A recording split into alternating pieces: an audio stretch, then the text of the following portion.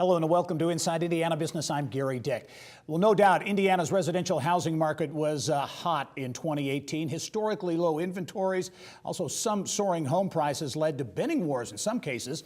Now everyone wants to know, will that trend continue this year? Unemployment is low, rates are reasonable, consumer confidence remains high.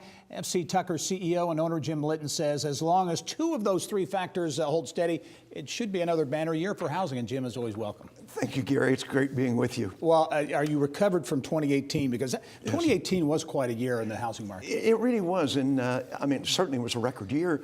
And we were just coming off of a record year in 2017. So quite honestly, we didn't think it would be as good as it was. But it was, in many ways, it was excellent. You know, home prices are up in central Indiana about 7%. Pendings were up about 13%. But it was a challenging market. It was challenging not only to the agents, but to the consumers, because there was such a shortage of inventory, and we got in bidding wars on homes. And it became very frustrating to a lot of consumers. They would write 3 or 4 offers on different properties and literally couldn't buy a home. What, as you look to 2019, I know there's some talk of housing bubbles in places like Austin and Phoenix. And can we expect that kind of thing here?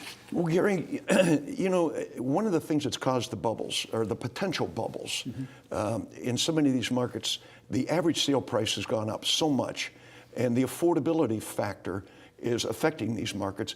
Incomes haven't gone up commensurate with the price of real estate. So I think you're going to see, as the year goes on, you're going to see these rumors start bubbling up about bubbles. But the thing that I would caution everybody is all real estate's local. You know, when you look at California, only 20% of the residents can afford to buy a home. In Indiana, 80% can.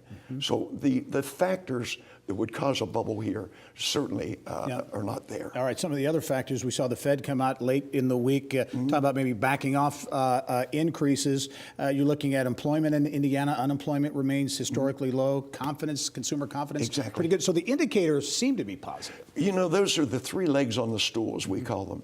Interest rates. Right now, interest rates are in the mid-4s, and I concur with you that the Fed has said they're going to back off. You know, we were anticipating 3 rate hikes this year. The other thing is consumer confidence. It's at an all-time high. And then unemployment, certainly in Indiana, is very low. I mean, we are blessed to be in Indiana. I mean, we've got a pro-business environment, and it bodes well for housing.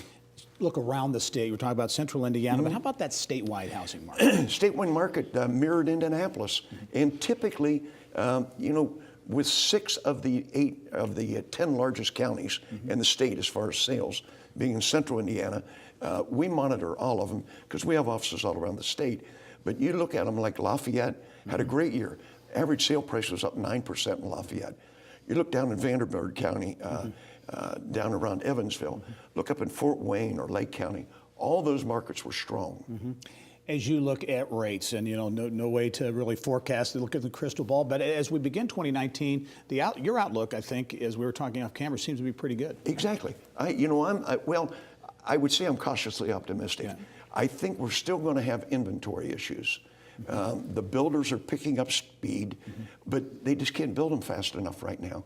So, and the pent-up demand is still there. Now, once we get through all this weather that we've experienced in January, I think you're going to see this market catch fire. Yeah, and then as we wrap up too, one thing that you can't really predict necessarily are geopolitical and you know, national and international things that could play into the factor. Well, you know, if people are concerned about our country and the world, they're not focusing on real estate.